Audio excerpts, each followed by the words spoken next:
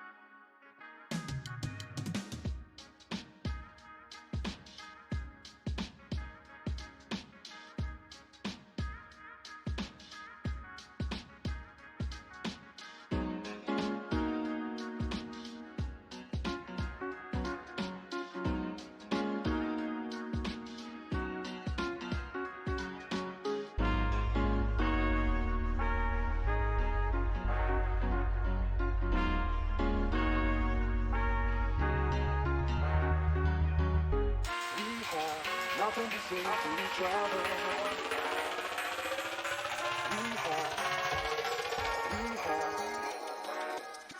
We have too much. I wanna forget all the bad things. We have nothing to say to each other. Let's go. I want you to know that it's over. Too much. I leave you behind in the moonlight. Let's go. I want you to know that it's over.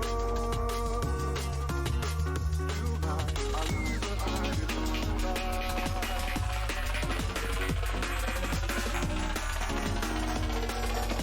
leave you behind in the moonlight. We have tonight.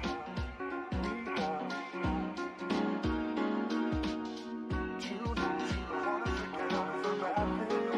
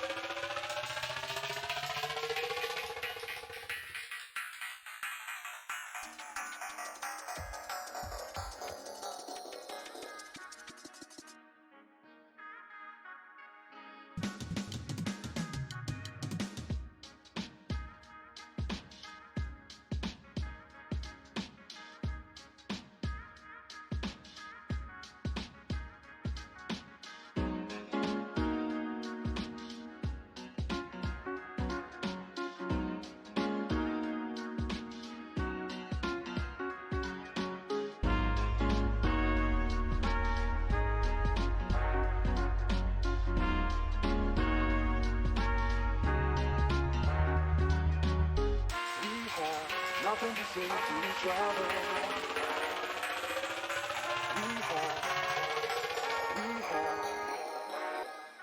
We have, wanna forget. Wanna forget. We have nothing to say to each other. Wanna forget. Let's go. I want you to know that it's over. Wanna forget. Too much. I leave you behind in the moonlight.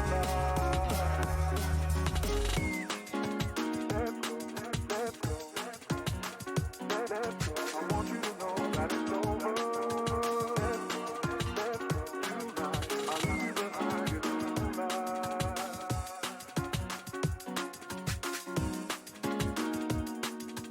I leave you behind in the moonlight.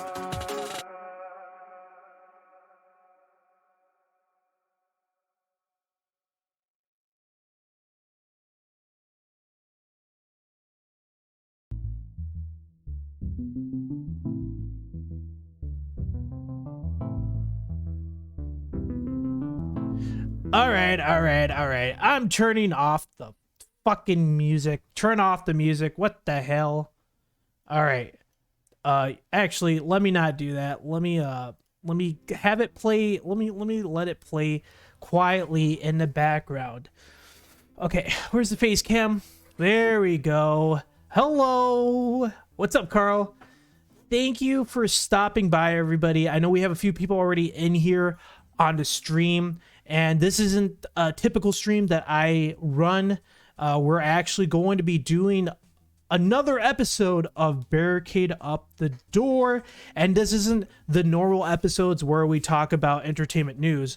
We're actually going to be doing a review on a specific movie, and if you saw what I posted online on my social media, you would definitely know what that is. But if you don't know what it is, you should definitely follow me at my Instagram and Twitter at montage_man1, and as well as that Facebook page at official montage man1.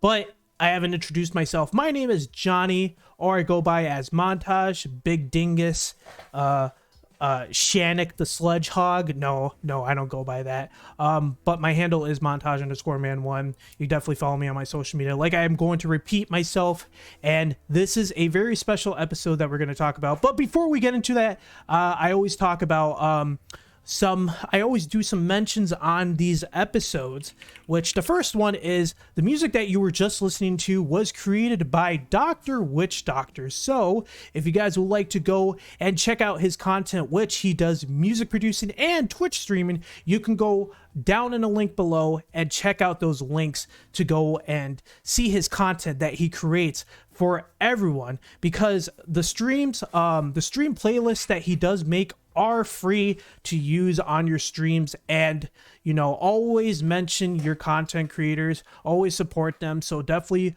if you're going to use that, plug them in, mention them, because they are definitely putting the work into these things, and they're doing it for absolutely nothing at all. So to my amazing friend Doc, go check out his music. He's awesome. I love you, bro. So definitely check out his music.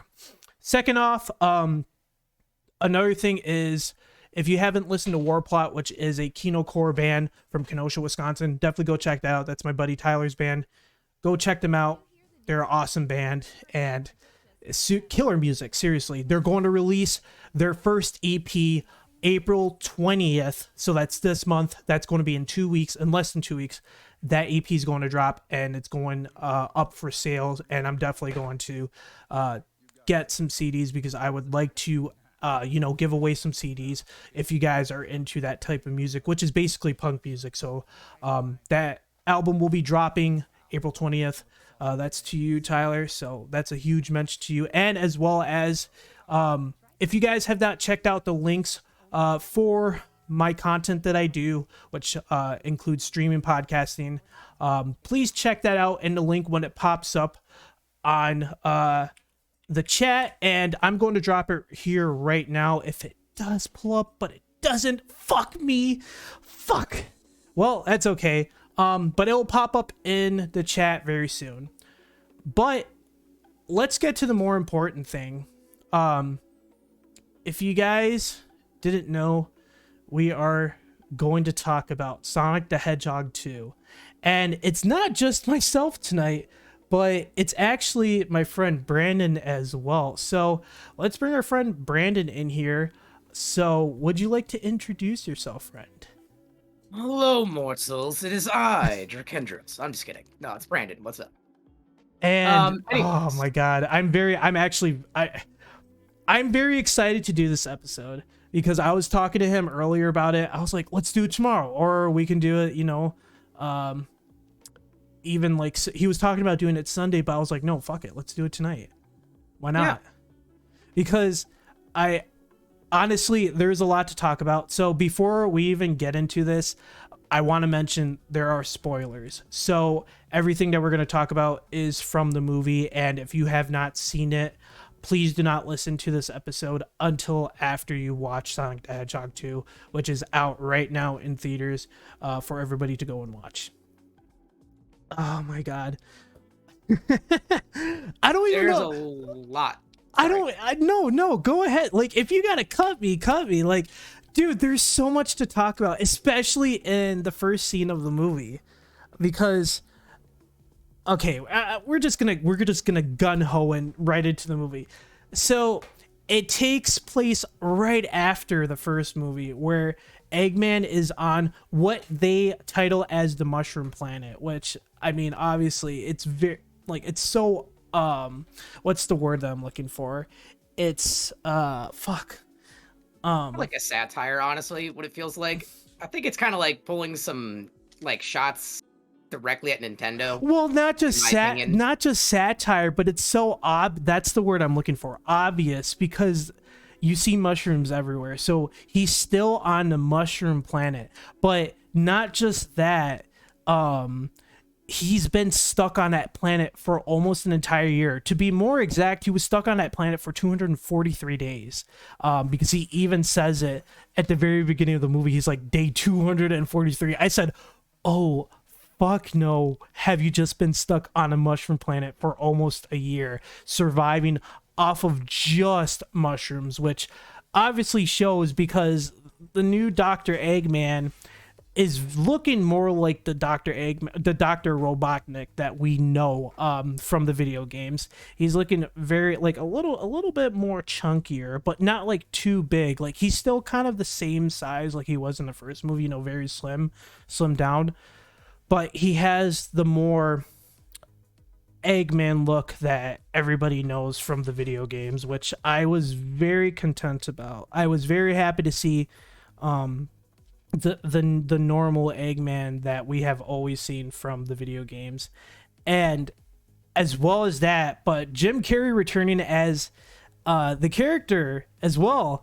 And not just that, but like totally changing up and giving that more real Eggman that everybody knows too. Like I mean, you definitely noticed that, did you, Brandon? With Eggman and such, huh? Oh yeah. Some of the other callbacks that I also like is his little friend Agent Stone. Yes, Agents. Oh my God, Agent Stone. Yes, because while he was stuck on the planet, he actually has a stone, and he's like, "Isn't that right, Stone?" I was like, bro. I was like, why? I was like, man, you really miss him, don't you? You miss your friend. And it's so ironic because in the movie they talk about friendship and trust, and Eggman's like the totally opposite of that stuff, but yet he's kind of being a hypocrite because his only friend is Agent Stone. And so like he trusts Agent Stone basically throughout the movie, but still is like, get out of my way, it's my turn to take control and stuff like that, especially towards the end of the movie, which we'll get to later. But as well as that, I like where they start showing Sonic afterwards on Earth. Well, not just that, but like before we even get to Sonic back at Earth, I want to talk about Knuckles, how they introduced Knuckles. So, for one, here's my question. Where in the hell did he get the rings from? Like, how did he achieve the rings? That's my thing. Like, that's something that I'm still confused about. Well, as you know, for most Sonic characters, getting some of those rings depends on the type of realms that you're in that actually harbor them. Similar to the Chaos Emeralds, which we'll get back into that shortly. Yes. So the natural worlds that they inhabited have that ring technology, or just, from magic or technology that they use to create the rings, which are used in many, many different forms. Mm-hmm. And I mean, it's like I was gonna say, also, with the fact that you're able to teleport to not just different dimensions, but different, parts of wherever you are too. So the fact that they're probably still, well, not just different dimensions, because they're all in the same dimension. So it's probably teleporting through different parts of the universe itself, or whatever multiverse they're in. But yeah, like you mentioned, they've had to acquire that technology in order to teleport to where Dr. Eggman was. And the way that Knuckles actually finds Eggman is that Eggman actually shot like a beacon using the energy of Sonic's quill. Well, just Sonic's energy. And he sends out the beacon signal, and that's how Knuckles finds him.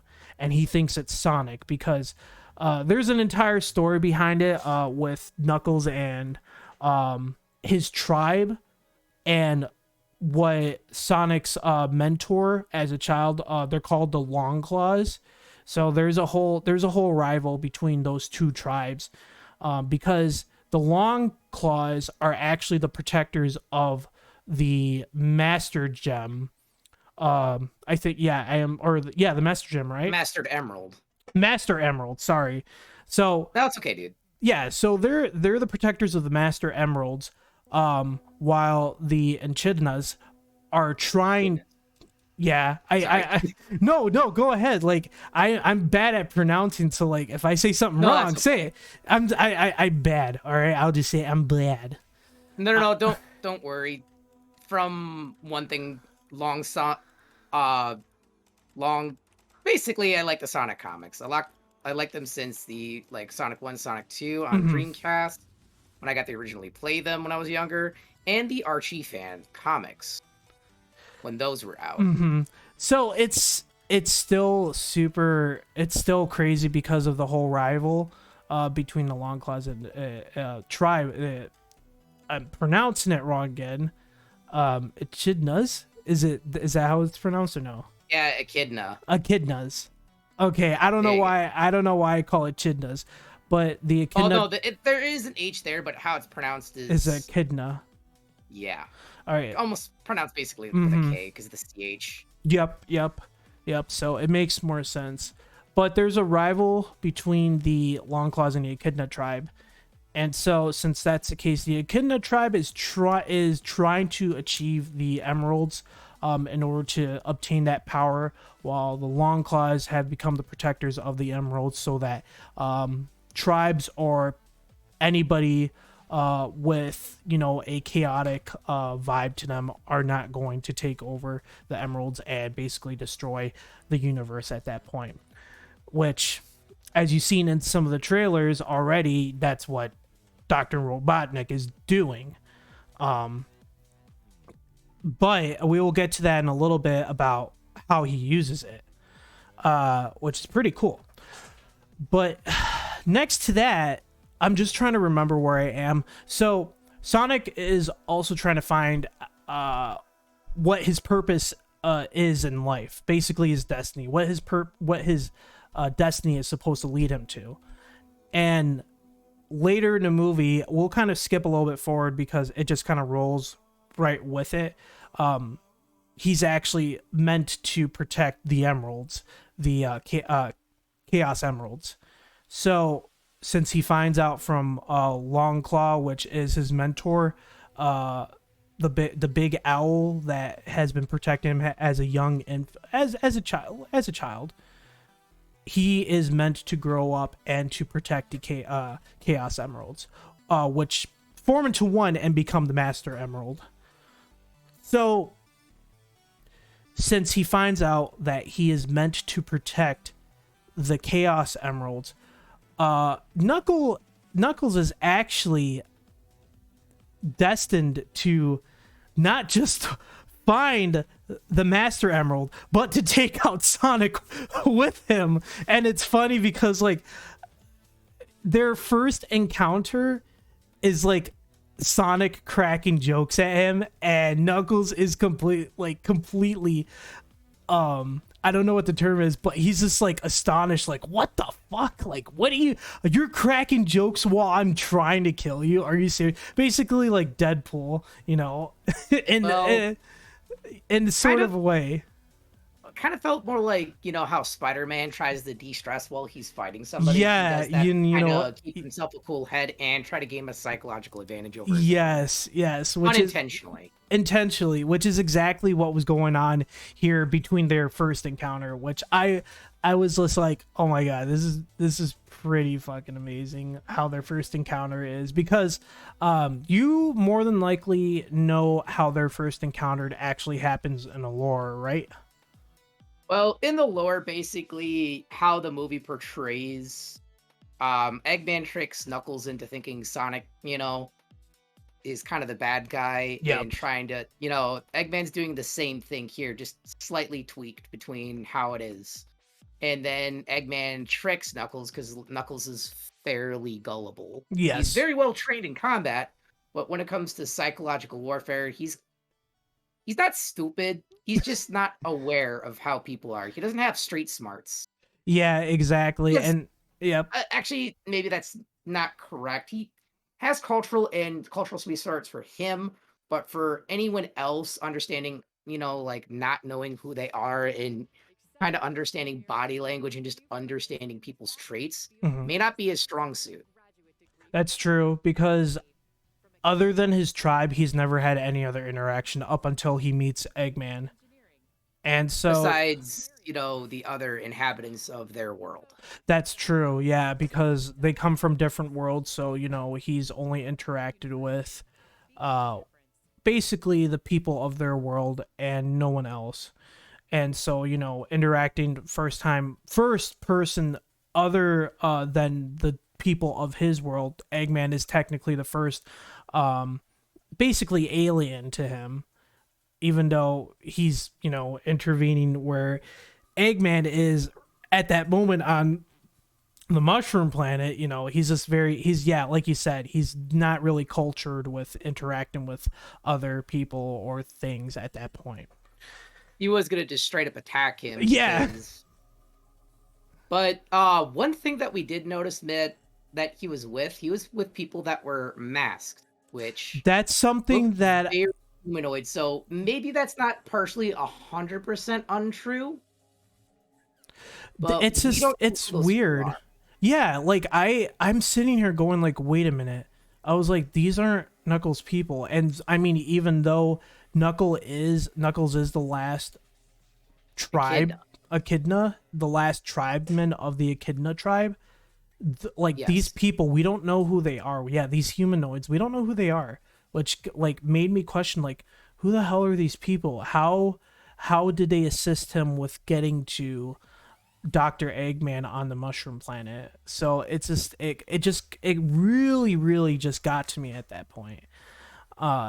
I just was like, holy fuck, like, but I was still like super immersed into it because I was like, wait a minute, like, oh fuck, this is where Knuckles is going to basically get, controlled by Eggman, not like psychologically, and just like, become very gullible, like you said earlier. Well, Knuckles was already kind of intentional. Eggman used his wits to kind of gain some advantage over Knuckles and convince Knuckles, which it isn't really hard to convince Knuckles in some cases. So that's what ended up happening. Yeah. It just happened, and I was the entire time like that interaction was happening, I am so goddamn happy that they casted Idris for his role. I'm just gonna say that right now, because he absolutely did a great job playing as Knuckles and just sticking to his character and who Knuckles really is. I'm just gonna say that right now. He absolutely stuck to that character, and he did a great job on it. It just I really enjoyed this movie. I'm just gonna say that I really did enjoy this movie. That's fair. Just based upon, introducing Knuckles, Tails, bringing back Jim Carrey as Dr. Robotnik, and actually becoming more of the true Eggman that we know, like I said. And then Sonic, played by the same voice actor, still sticking it with fucking Sonic. It's still like, I enjoy this movie a lot. I really did enjoy this. And so I kind of want to skip forward back to where we were talking about one thing that we should mention that was fun right before he goes to the portal. Here's some of the calls I thought was funny. Oh, go ahead. They went with the meme when they met Knuckles, but it wasn't Knuckles who says it. No. It's Eggman. Yeah, You're showing him the way. you're just like you started do it? laughing. Is he gonna do it? And I just start cracking up in the middle of the theater. It was great. You enjoyed that part, and I was just like, I'm sitting here trying to figure out what it was. He's like, he did it. I was like, what do you do? The meme. I'm sitting here going like, the meme. The way. And then that's when you said it. I was like, oh, I was like, fuck. I was like, damn it, how did I forget about that? But yeah, no, that was a great callback. Ebola. But as the movie plays through, I do want to get through some of the more memorable parts. So I want to get through the memorable parts. I kind of want to I kind of want to talk about the more important parts instead of like going through the entire movie, just because we could talk about this for a while. We could basically talk about this entire movie as long as the movie, like going piece by piece. So I want to do the more important parts, which are like the main events throughout the movie. So like what is it? Randall and Rachel's wedding in Hawaii. That shit was pretty fun. That shit was pretty good. Because before that event happens, Tails and actually, no, let's talk about Tails and how he gets introduced. So basically, this is the crazy part, and I don't remember Sonic and Tails lore of how they meet. I'm gonna say that right now, but the lore that happens in this movie is really Tails is stalking Sonic after Sonic sends off like a huge wave beacon in the first movie when he's going around the baseball diamond as fast as he can, and he basically knocks out the entire power grid of the town. But at that moment he sends out a power beacon, and Tails picks it up from like somewhere across a couple of universes. Basically he picks up that power source, and that's when he starts stalking Sonic. I'm just gonna say that he stalks him, and he basically becomes a fanboy, but then becomes Sonic's friend, like his good friend. And it's really cool how they did that lore for the movie, because it was honestly touching, very touching, because like he was first following Sonic and trying to figure out who Sonic was, and Sonic was just a hero to him, and it inspired him to venture off and find out what he needs to do for himself in his life.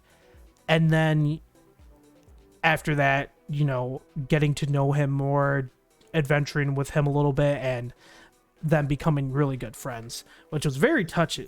It's a very touching moment.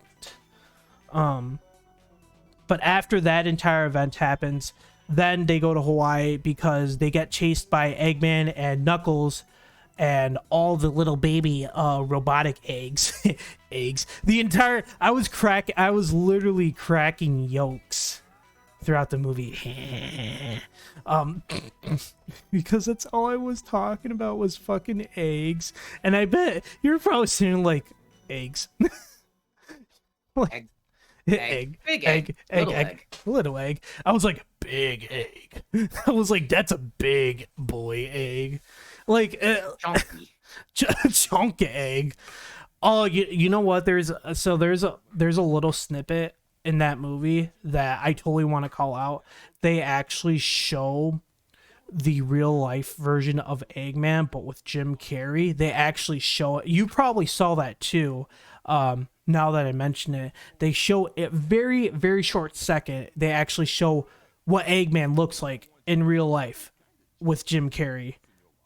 And I was like, yes, I looked at it, I was like, but I didn't say anything at first because I was trying to see if you caught it. But then I was like, did you see it? And I don't know if you saw it, but I did. Okay. I wanted to make sure if you saw that or not, but I definitely saw that, and I was freaking out. I was like, oh my God, is he going to be big now? And that's all I'm thinking about. I was like, oh my God, is he going to be the big boy now? I could see that by the third film because it's more established. Yeah, and I want to say this right now. They might go, a slimmer Eggman, which, you know what? It's kind of whatever at this point. Yeah, there is going to be a third movie. There's going to be a third movie to this because there's something that we do want to mention when we get to the end of the movie. Before yep. But before we continue with that, I want to thank you guys for coming in on this wonderful episode, and by doing so, I want to give you guys some tater tots to play around with, and definitely, you know, enjoy those tater tots while you're listening to us. So thank you guys, I really do appreciate it, and I love you guys for just hanging out here in the chat. But let's continue on, and Tails actually gets fucking knocked out from the avalanche while getting chased by Eggman and Knuckles in is it Serbia or where? No, it was Siberia. It was Siberia. And, yeah, and they almost got crushed by an avalanche. Yeah, because they were literally by Mount Everest, weren't they? Well, no. Technically, that was a different mountain, but we'll get back into that later. Yeah, because if it was because Mount Everest, they wouldn't be able to even breathe at that height. That's true. But the reason why they're in Siberia was because they actually were looking for the compass to find the Master Emerald. And they end up finding the compass, but that's when they got chased down by Eggman and Knuckles, and Tails gets knocked out, and they end up back in Hawaii, back with Tom and Maddie, who are there for Randall and Rachel's wedding. And continue. Oh, well, at that point, you know, they're trying to figure out like where Eggman and Knuckles are going, but they actually were pretty close to them. They were actually closer than they expected. They were literally off at a isolated island, not too far from Hawaii, and that's where the Master Emerald was, and they find it. Well, yeah, that's where the Master Emerald was. How they got there was actually a really funny call out. Mm-hmm. And it's one thing. You wouldn't expect Sonic the Hedgehog to use a cell phone. Ironically, this little tidbit that I figured out in the movie is that he's using an iPhone 13 mini. That's true. You were mentioning about that. Actually, here, talk about that a little bit, because I want to know like how in depth you got with this part, because of the fact that you called that out. My thought process of this is basically Eggman had his own private satellite, so he could actually track Sonic's cell phone, which how the means he got that number is beyond me where they left that detail. I mean, obviously he could have figured out the number. Maybe it was like left on the counter in their house. When Eggman comes back and kind of blows up their house where Sonic first meets Knuckles. Mm-hmm. So somewhere in there, he could have like figured out Sonic's cell phone number and everything, and figured out how to link to it. Yeah. Once they run off with, you know, the clue to try to go find that emerald after Eggman figures out about the emeralds. Yep, of course, because after Knuckles has mentioning it. Yeah, that's true. And then we're basically pretty much back at that in Hawaii, where we find the labyrinth for the Mastered Emerald, which hopefully in the future that might become Angel Island, or maybe was Angel. Because you were mentioning about that. You were mentioning that, oh shit, this might be Angel Island, and I was like Angel Island, and I actually didn't know what Angel Island was until you mentioned it. So so Angel Island, like lore wise in the games, is the actual protective place for the Mastered Emerald. Okay. Sorry, Master Emerald. For the Master Emerald, yep. Yeah. It gets confusing when you're talking about Chaos Emeralds to Master Emerald. Well, the Master Emerald has a similar power to the Chaos Emeralds. The Chaos Emeralds control the power of literal chaos. Yep. The Master Emerald helps kind of hone that in if you're using both. Mm-hmm. But you know, this is something that I did want to mention. So, like the Master Emerald and the Chaos Emeralds are supposed to be two different things, because like in this movie, the Master Emerald is created by the Chaos Emeralds. Well, they were merged into one. Yeah, it merged. Yeah, sorry. Yeah, it merges into it.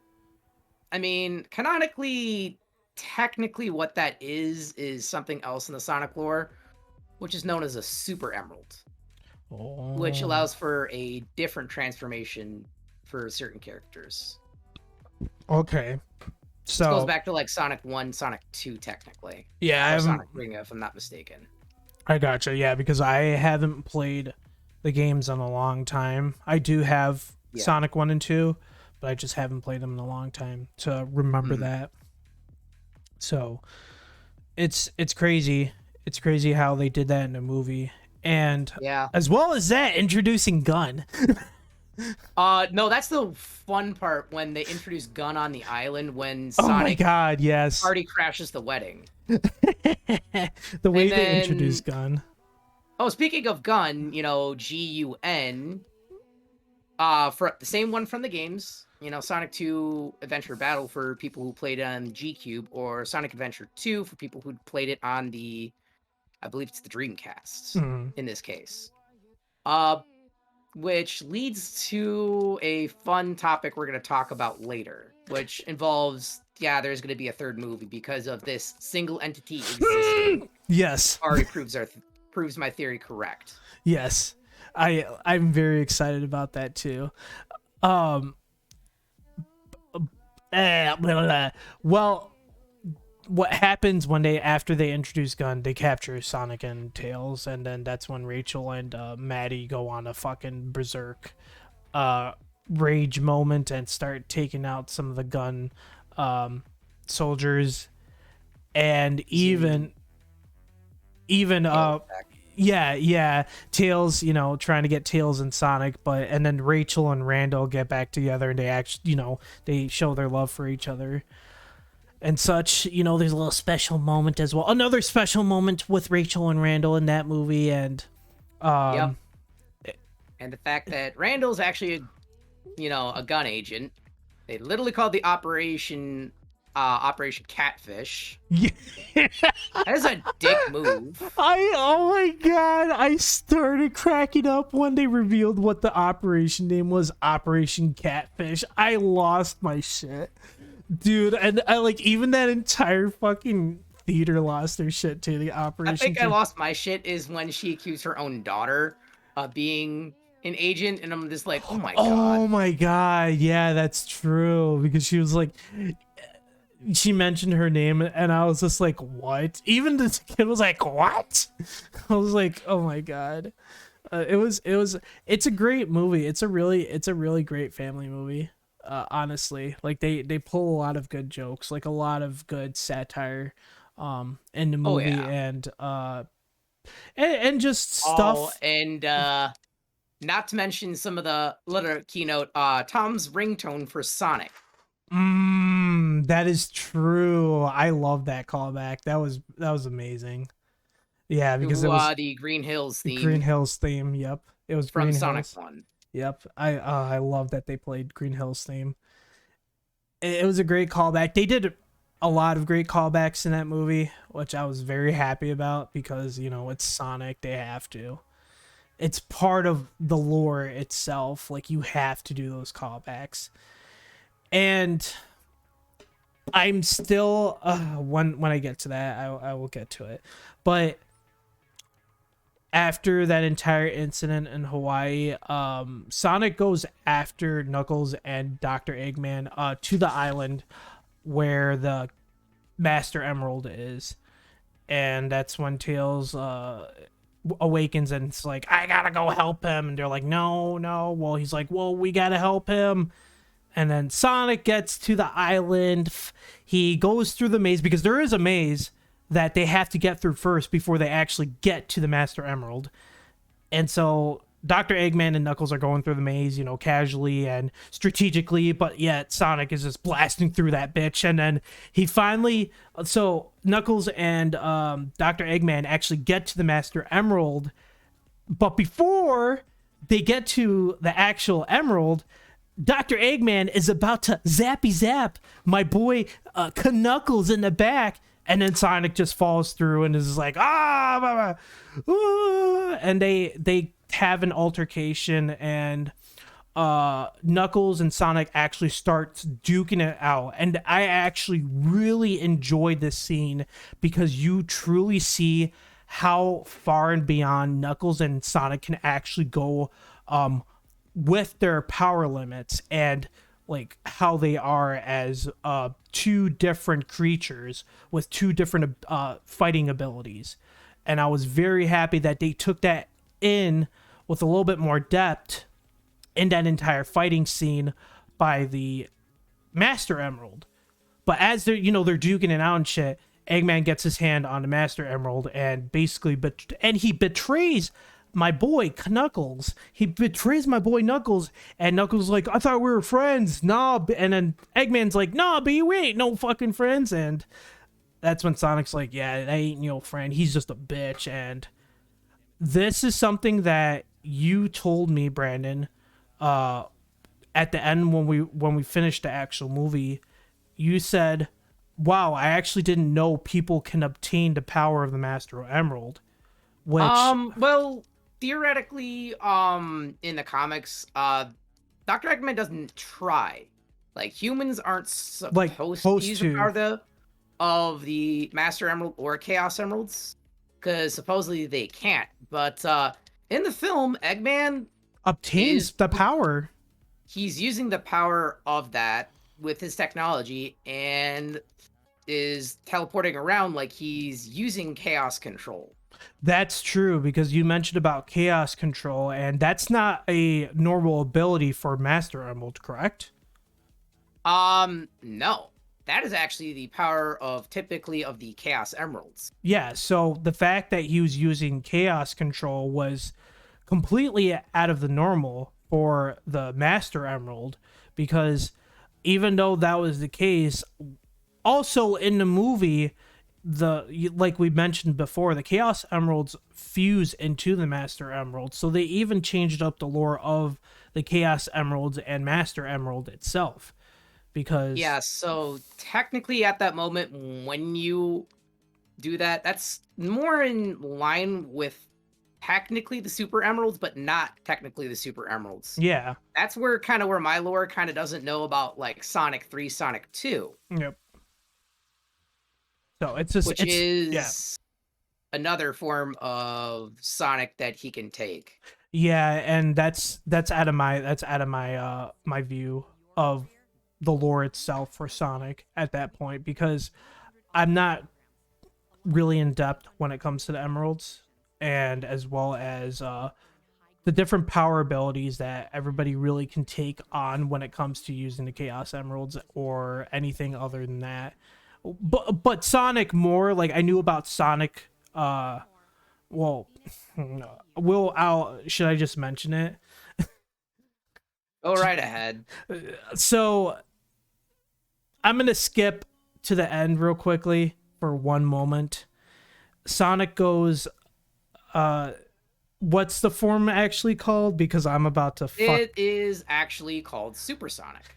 Okay, so it is Supersonic. I was about to give it another name for some reason. I was about to call it Chaos Form Sonic or something like that, because in different comics, the Supersonic form is different. There's actually calls into the movie where Knuckles says something about Sonic's super form.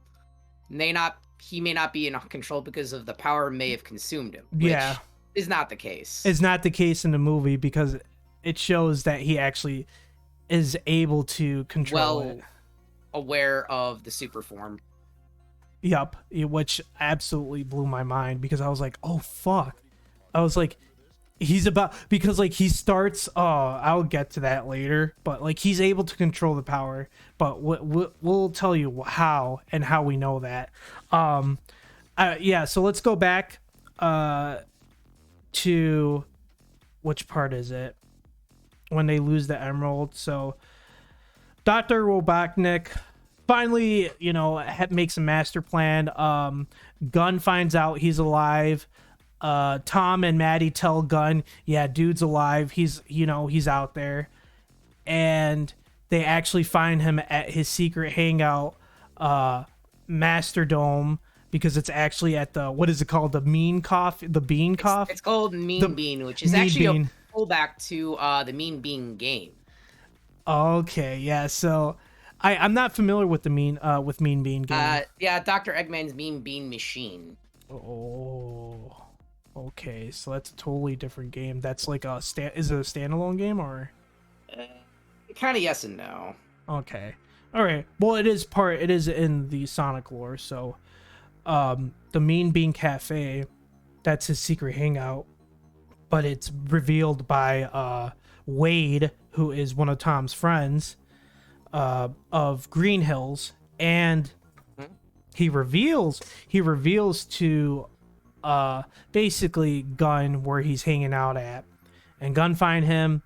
Dr. Eggman shows himself. Oh, look at my power! I'm green now because he's using Master Emerald's power to become stronger than he is, and by doing so, he actually starts pulling everything around him collectively to create a giant behemoth of a mech monster, which I actually don't know if this was from any games. Do you know? It is. Which game was it from? Yeah, I believe it's actually the first game. I think. Yeah, that's why I don't remember. I don't remember that one. And does it even have a I don't even know if it had a name. Did it? I'm actually trying to remember the name of that robot. I'm actually pulling it up right now. Yeah, I don't remember the name. It's just like sometimes can call the giant Eggman robot, but I can remember the It's just very hard. It's hard. So the giant Eggman robot. We'll just call it that because it is literally a giant Eggman robot. Because oh, did you actually find it? I'm actually looking it up, researching it right now. I think it's a death egg. The death egg? Okay. The death egg is pretty huge. Dude, this thing was fucking huge. I actually did not remember. Oh, okay, never mind. The death egg is actually more or less a Death Star. That's a different thing.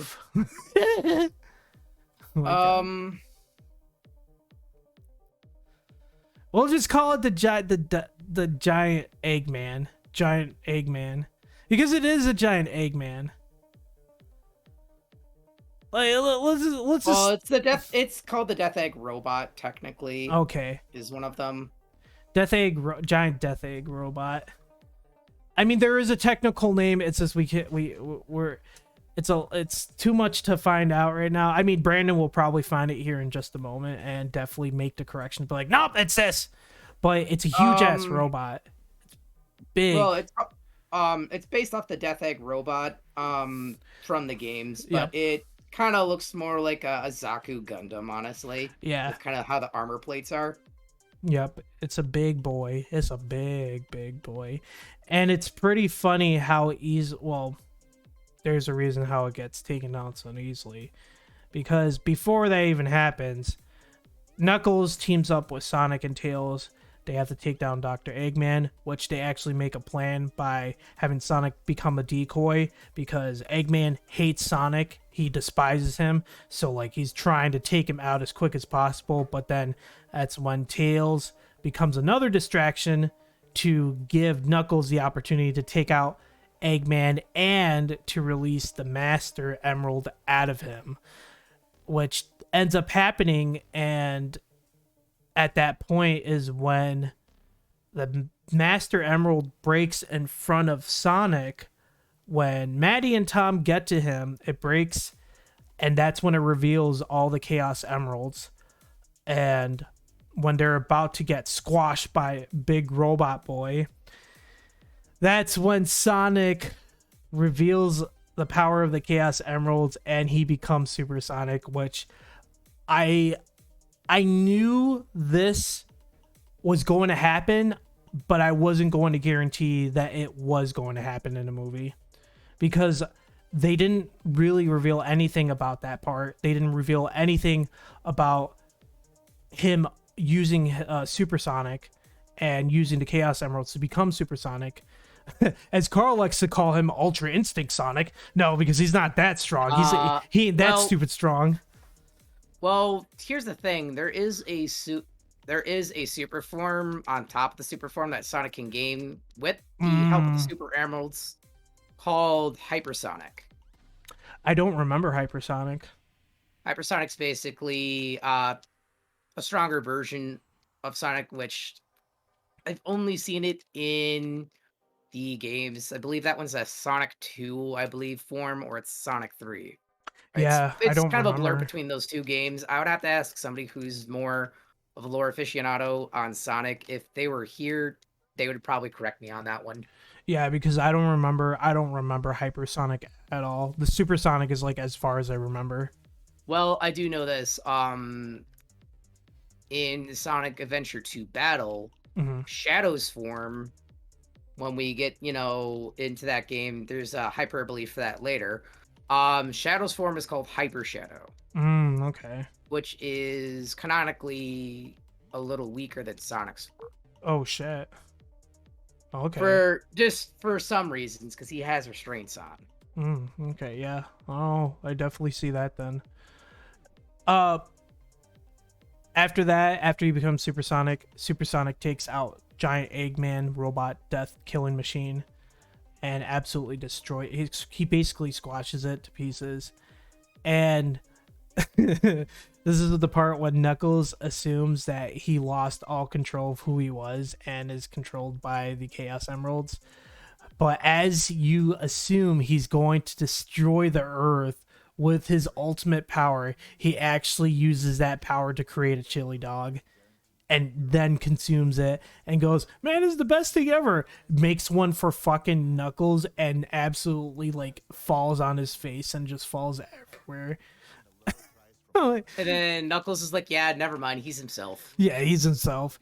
And after that, he releases the Chaos Emeralds and they just dissipate. Like I don't even know where they go. They just go in the air and they just disappear.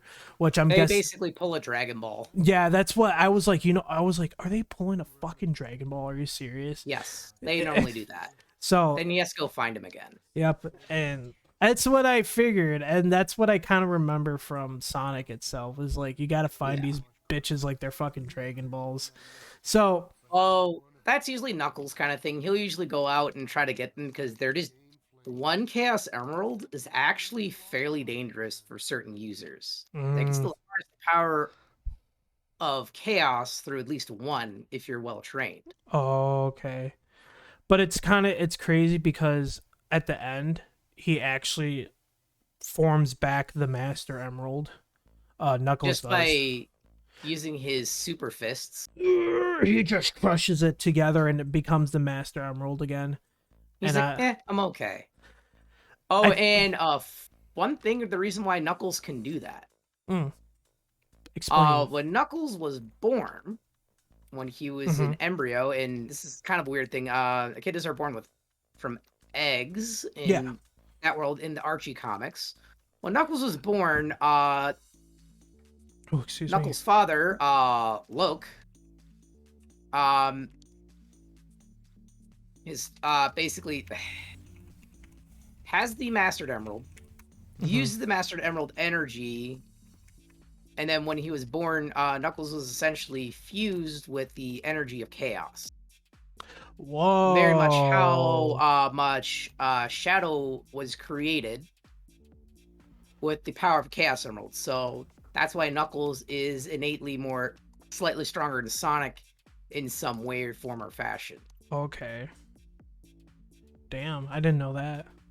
That's why he's able to use that, because he can connect to the Master Emerald and reform its energy or some of its power as a controller. Okay. Shit, I didn't know about that. I didn't know about that part of the lore. Fuck. Yep. Cool. So Knuckles finds the pieces, just puts them back together, and he's like, okay, we're good now.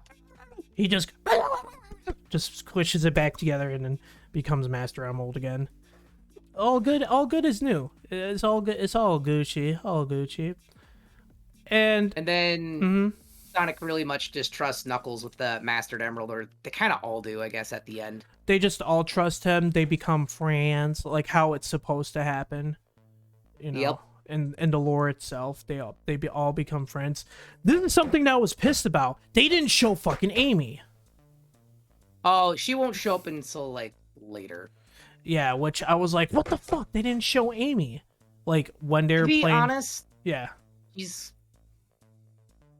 how they're portraying that, Sonic's still kind of a kid, so doesn't really That's care. true. That's true. But at the same time, Amy's just one of those characters where she's there. I mean, they didn't do her justice. I'll give you that. It's just at the same time, they did tease another hedgehog at the end. All right, now we'll get to it. So, Yes. at the very, very end, in the post-credit scenes, after they play a little game of baseball and lose their fucking baseball, after Knuckles literally power bumps the fucking ball into oblivion, they end up showing a post-credit scene of Gun still in. Was it? Oh, this was during the wreckage of the giant Eggman machine. Death Egg robot. The Death Egg robot. So they're showing them at the scene of the Death Egg robot where it's all basically destroyed, and Eggman is pronounced dead, quote unquote, which is a bunch of bullshit because he's still alive. That's when one of the Gun soldiers talks to the commander of Gun, or like the captain, and informs them that they found some files that led back 50 years back of Project Shadow, which they then show Shadow the Hedgehog. They show the chamber at the Gun facility where he's being kept. Which means Shadow the Hedgehog coming soon. Well, it's either going... This is what I'm thinking. It's either going to be a standalone or it's going to be Sonic 3. He's going to be in Sonic 3. It's going to be in a Sonic 3 film. So, Shadow Hedgehog is definitely confirmed for a future Sonic film, which more than likely will probably be 3. So when Sonic's probably going to be more of a teenager. Yeah, so I'm very happy that they showed Shadow. People even were like, "Wow!" Kids, some of these kids that were probably like, yeah, we were like in a theater filled with adults who are Sonic fans, parents with their kids who just found out who Sonic was. Like, everybody's like, "Whoa!" And we're just like, "Yes, yes." we knew what's gonna happen here. Yeah, we know what's gonna happen. Like, kids were like, "Whoa!" We're like, "Yes!" Like, it's just a mutual reaction, which, oh my god, was amazing because everybody's just excited. But I just don't know. Like, I hope when they introduce him, correctly, it's going to be fucking amazing. I hope that just comes out great. But so we talked about the entire movie. That was the entire movie of Sonic the Hedgehog 2, which is now out in theaters, and go check it out. I recommend. This is a family movie. This is honestly a person who loves the lore, but there is corrections that need to be fixed, part of the lore, but this is the film. This isn't like the game, so they're going to make those differences in the movie. I definitely recommend it. So so Brandon, what is your last thoughts about this? So a couple other things that I did like to point out, though, as well, with the part of canonical Sonic is the design of Super Sonic during this film. When Sonic goes Supersonic, his eye color goes from green to red. Yeah, that's true. And that's just a nice little call out. Yep. I was oh man, I love that. I actually really enjoy that. That was a good call out too. They actually made sure they focused on like the main stuff very well. Because even with that little detail, like people would probably be very happy about that. But what other last thoughts did you have, or like call outs or mentions about it? Well, the plane that Tails basically hijacks does become the tornado. Yep. Also the fact that Tails knows about Earth and understands, about humans, like human transportation, when he calls out to the police car, for human transportation. Okay. But he doesn't call it enforcement. He just he's like, yes, human transportation. Okay.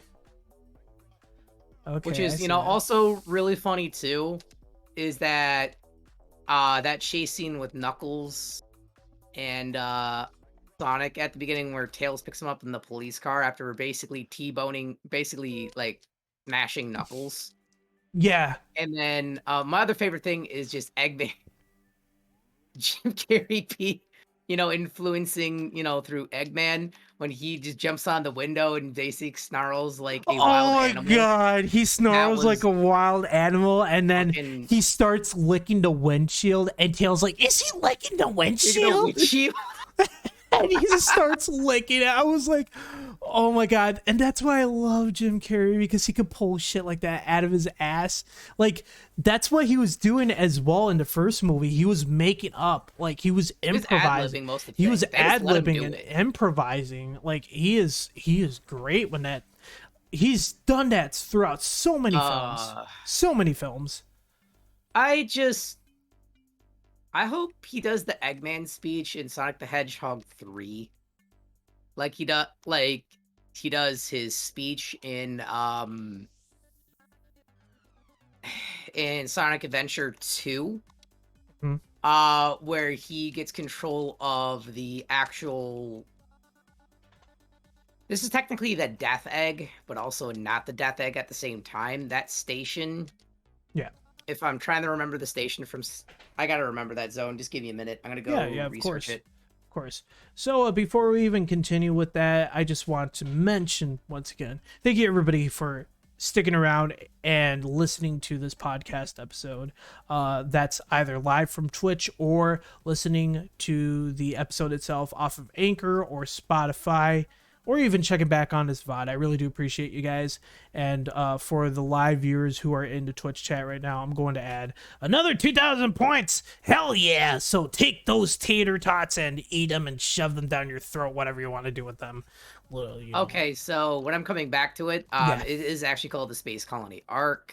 Somebody probably already put in the chat because I'm unfortunately not watching chat right now. Oh, no, it's nobody has. So That's you're fair. good. That's fair. Nobody's really pointed out that because probably not everybody here is a super huge Sonic nerd Yeah. to that extent. Which is but understandable. At the same time, which is fair. Yeah. If they go ahead and put it in there, I wouldn't blame them. Yeah, it's different strokes for different folks, Yeah. But yeah, it's the Star Colony arc. The Space Colony Arc. A Space Colony arc. Fuck, I fucked it up again. That one's it's gonna be very interesting to see how Sonic the Hedgehog 3 is gonna play out. Mm-hmm. How they're gonna introduce Shadow. What voice actor is going to be Shadow? What iteration of Shadow are they gonna use? Are they gonna use one from the games? Mm-hmm. I kind of hope so, because I think that voice actor for Tails is one of the just normal voice actors for Tails. I mean, it is, but like I don't know. Like it's an American voice actress. It's Yeah. Colleen O'Shaughnessy. Which I butchered the hell out of her name, but Yeah. it says that she has done other voice acting. So For probably either other games, other maybe dubs for anime. I could kind of see the dubs for anime a bit. yeah, she's done It anime. seems like she has She actually did Sonic Boom. I don't know which character because it didn't show. It was Tails. It was Tails. Okay, so It yeah. was Tails. So Because yeah. that's Sonic Boom Tails with that voice. You can hear it. Okay. I'm just trying to figure out who are they gonna get to voice act for Shadow? Hopefully they get one of the original voice actors for Shadow to do Shadow. Yep. So we can because you get were a voice that mentioning sounds basically more like, well, one of his lines where he's like, "You faker," from like when Sonic and Shadow meet for the first, like one of the first fights from the rainforest fight scene. Yeah. In that level at like the mid to end level with that boss fight. Mhm. Yep. I remember that. Yeah, I do remember that. I do not know a lot of Shadow lines very well because I played Sonic Adventure 2 Battle on the GameCube, and I played Shadow the Hedgehog, which fun game concept. Broken Gam. Damn. But at the same time, kind of really bad pacing because it's just Sonic with a gun. Yeah.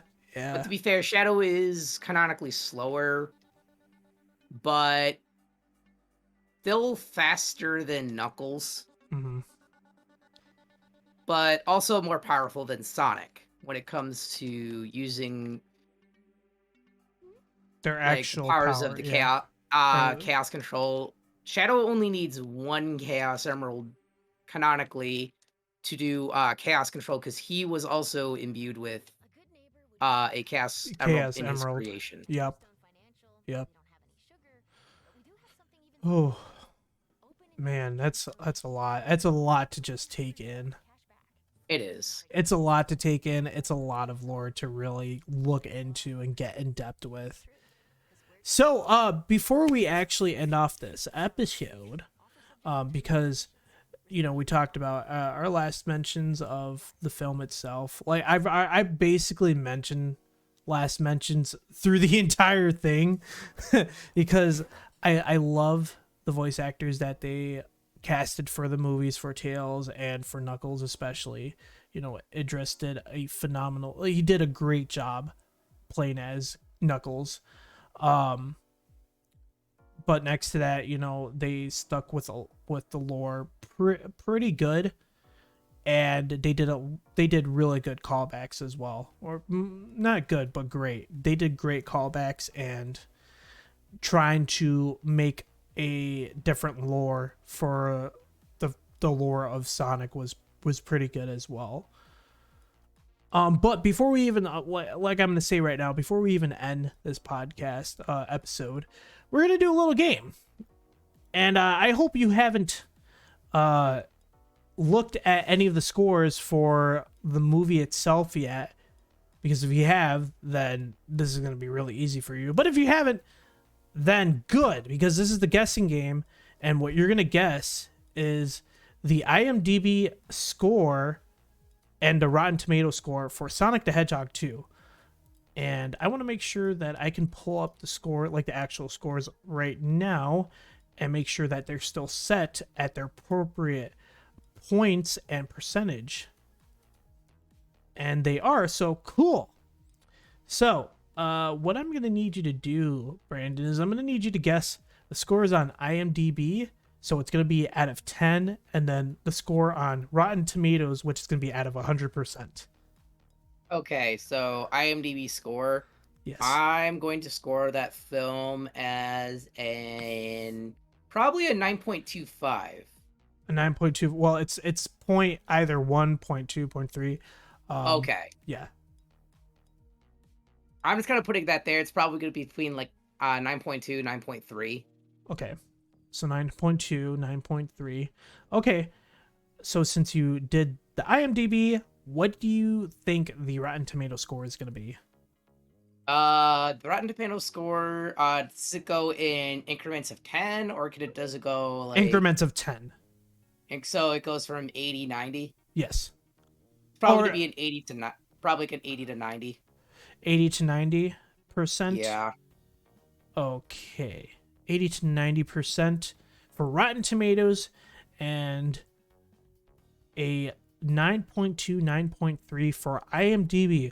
Well, I want to congratulate to you on losing, because you did not get it right at all. Was it lower?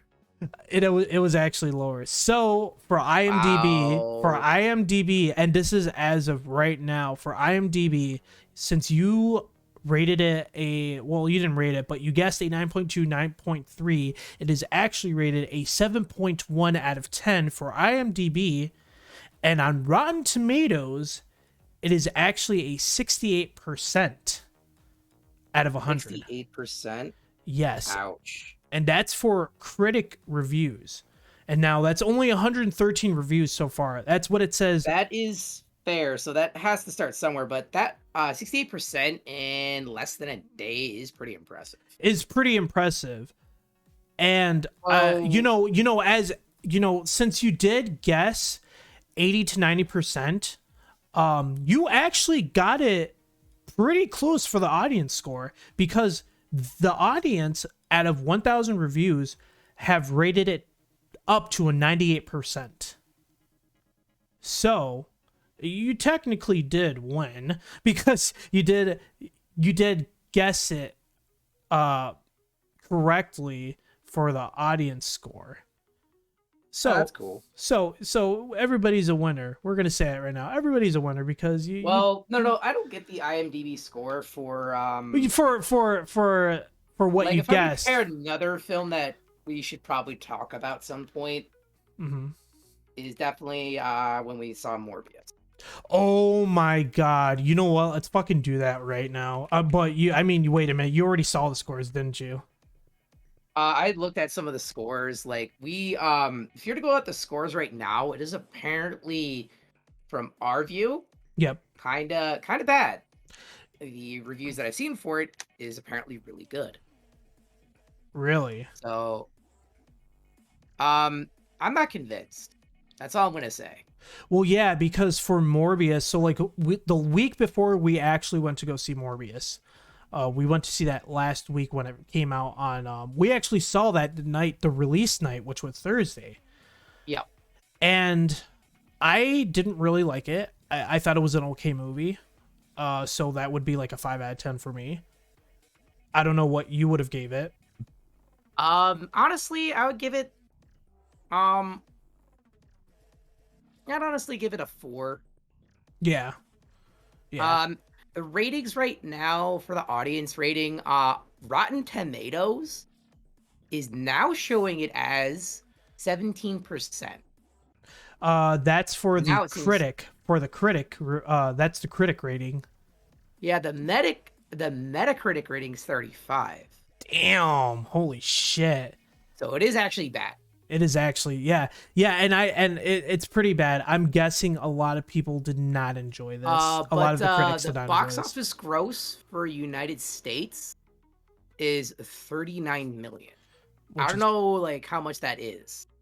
39 million with, I don't even know how much their budget actually was, so I don't know if they either flopped Okay. or if they. So box office around, I think, is 85 million.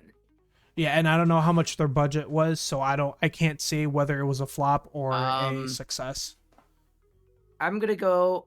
Is Morbius a flop? People are asking. So people just basically looking at some snippets of some Google reviews, because you know how Google is. Yep. Considering it's 75 million budget compared to Venom's $10 million budget, and Carnage's $110,000 million budget. Mhm. Soft opening isn't a great sign when Sony's kind of like, I'm just kind of reading this essentially word for word from this QZ.com. Yeah. Look at but here's the things that I have to take away from it. Mm-hmm. It's not the fault of the actor in this. You know, if you're looking at Jared Leto's acting, He did a pretty good job. He did a pretty good job. He did a pretty good job. Suicide Squad Joker. I mean, that is way out there. Yeah, it was just out of the ordinary for his character as the Joker from Suicide Squad. But when he played as Dr. Morbius, he did he did a fairly good job. He actually improved on the character. He did really good for playing as Morbius, which I enjoyed it. But with the flaws of the movie, prospectively from me, and this is my own opinion, I thought the CGI was way too much. There was way too much CGI in this movie, especially when it came to like showing their transformations and such. And I mean, some of the Morbius' sequences. transformation. I mean, it's just a Nosferatu vampire essentially. Yeah, and as well as that, the plot ran way too quickly. The plot there wasn't much note about the character. I'm pretty sure.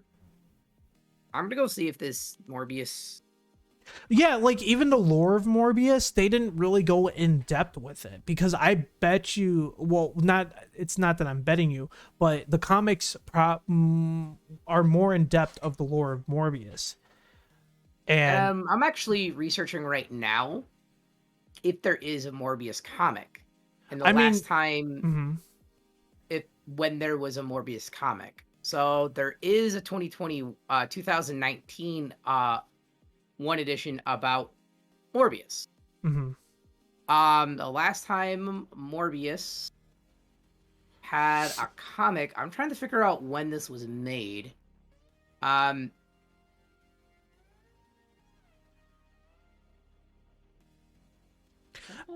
I mean, I know the comic were probably okay, better than. so Morbius looks like he had a run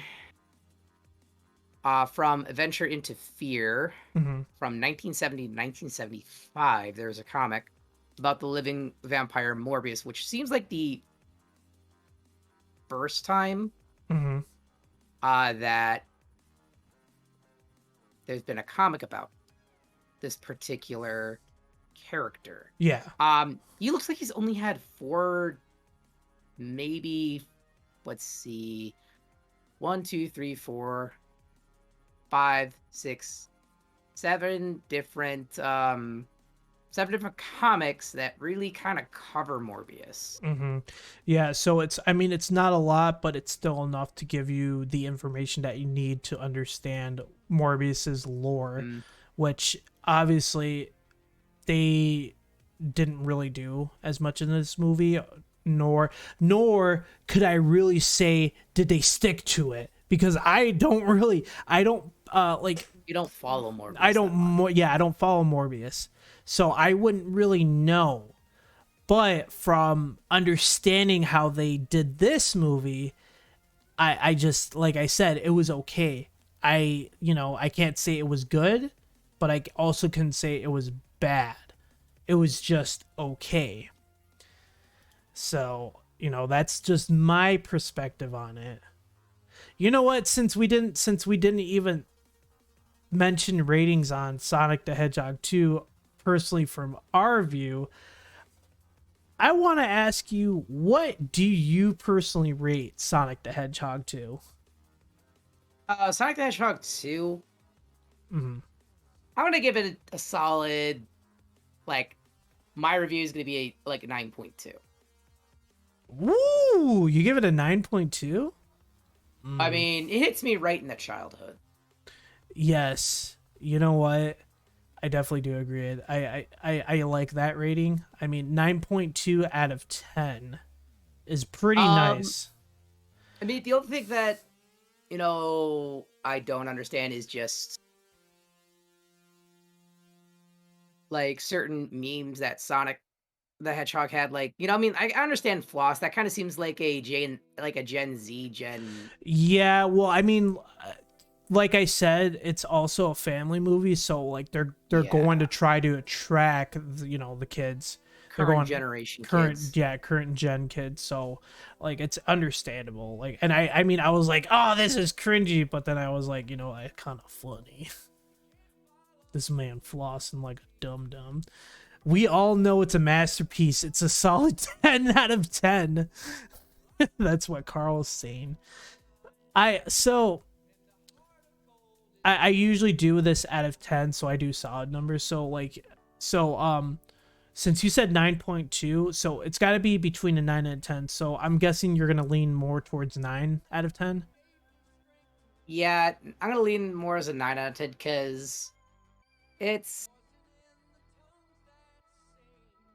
nowhere perfect. It's nowhere perfect, but it's nowhere. But goddamn, is it close? Yes, and you enjoyed it a lot. You definitely. Oh, did I enjoyed it a lot. it. I did not bicker a lot about that. I just there are just some niche details, but you're not gonna do one for a movie. It's their inspiration of their art. Yeah. But they portrayed it well.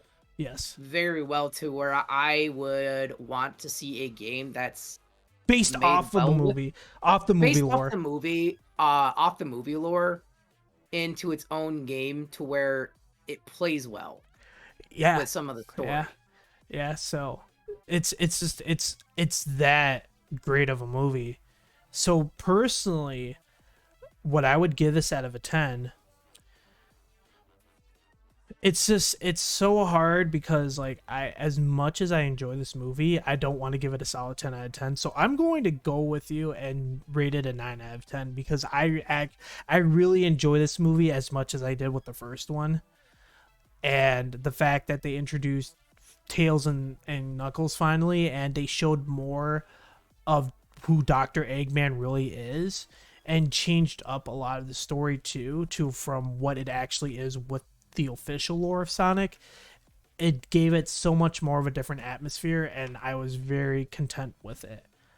And I had no problems with the CGI because the CGI looked very normal, and surreal as well. I didn't see a lot of issues with the CGI at all. And as well as the voice actors, you know, Idris playing as Knuckles was chef's kiss. Idris played such a great role as Knuckles. He fitted him. He played the part well. He definitely looked into Knuckles and probably knew about Knuckles and just was like, fuck it, I'm gonna do it right and do it absolutely now. And just, you know, having the voice actors for Tails, you know, like you said, she played Tails from Sonic Boom, you know, after we looked up what she did for voice acting, and you know, the voice actor for Sonic who revised his or recalled his role, that also was great. And all the other characters other than Maddie, which I think it was a different actress, but I don't recall. I would probably have to look back on it, but like I said, this was a great movie, and that's why I'm rating it a 9 out of 10. It's just that great. That's why I totally recommend, like, this is a family movie. This is a, you know, independent. If you want to go see it because you absolutely love Sonic, go and watch it. It's a great movie. I don't fucking care what anybody else is going to say about this because it's your own opinion and there's different strokes for different folks. So there you go. It's such a great movie. I really did enjoy this. And I really loved that everybody who was in here stuck around to listen to us, to see this wonderful display of both of us on Discord, and to see my disgusting face as always. I really do appreciate all of you guys who have stuck around for this wonderful episode. Oh my god, I can't believe we have gone through an hour and a half. That's amazing. I really do enjoy this. I don't really have to do a lot of editing for these episodes, which I'm very happy about because I do stick with them with episode recordings. So I do want to mention before we officially close off this episode to definitely follow my social media to keep up with when I go live on Twitch, and as well as check out those links in the chat or in the description of the episode.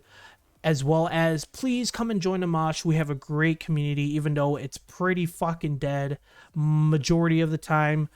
It would mean a lot if you guys would come and join the community, become a mosher today, because if you do so, then you'll definitely vibe with us. If you know how these guys run in chat and run in the community, you will definitely vibe with the rest of the community at that point. Definitely support your favorite content creators. Doesn't matter in what it is and what they do, but definitely support them because any type of support going to them will definitely make it better for them and to pursue on with what they are doing. LOL, dead Discord server. And I appreciate you, Brandon, coming on to this wonderful episode, and you know, definitely, you know, wanting to do this as well because, you know, we haven't really I mean, we don't really hang out a lot as much as we typically would, like beforehand and playing games, but like we sat down and we were like, we're gonna do this, you know, and I really do appreciate that you came on and did this. Oh, no worries. Of course, like I really have a lot of free time right now. yes For the time being. yes, so I Until do appreciate tomorrow. it. until tomorrow when I have to go. It's like when I have to go to work. But I do appreciate that. I do appreciate, you coming on this late and, definitely doing it. So we are going to wrap up this episode. My name is Johnny. I go by as Montage Man 1. We're going to end this episode. If you want to say bye, Brandon, now is your moment to say bye. All right, I'll see you later, dude. I mean, you don't have to leave just yet. But No, we're fine. But we're just going to close off this episode. Definitely follow, definitely support your friends, families, and whatever they do. And definitely share this episode and this stream and whenever I go live, because it will mean a lot to me. So I'll see you guys on the next episode. And stay hot. Bye. I'm going to cut that out, so don't worry, everybody. I'm definitely going to cut that out. I'll keep it. Well, not the hot part. I'm going to cut out, like, the stream, the VOD, basically. Like, the VOD itself, I got to cut out. I got to cut out this part, basically, because we're actually going to raid.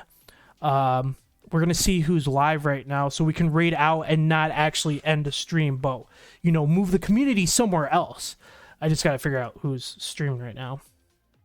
Which there is quite a few people that I do follow. And we're going to see who we can we can raid to. We got oh, excuse me. Just want to figure out who we can go raid and bring our community over to. And definitely just say, hi.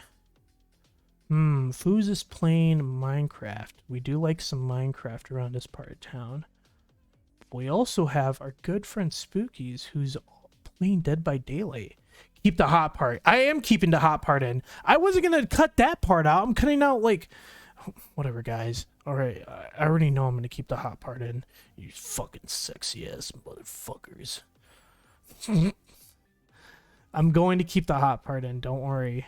So, I think, yeah, fuck it. Why not? Let's go raid Spooky. She's on tonight. She's a good friend of ours. We love Spooky. So let's go raid Spooky. Oh, shit. So, as you guys know, definitely drop loves in there. Definitely drop emotes in the chat. Drop some of the hot emotes. Drop some of the montage love emotes.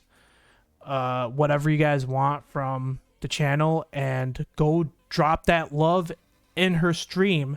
So definitely do it, and let's go give her a grand time. So I thank you guys for stopping in on this stream and just really sticking around. So I hope to see you guys on the next stream, and please keep up when I do so that you guys don't miss out on moments like this. So I love you guys, and I hope you guys have a good night. Stay safe, you guys.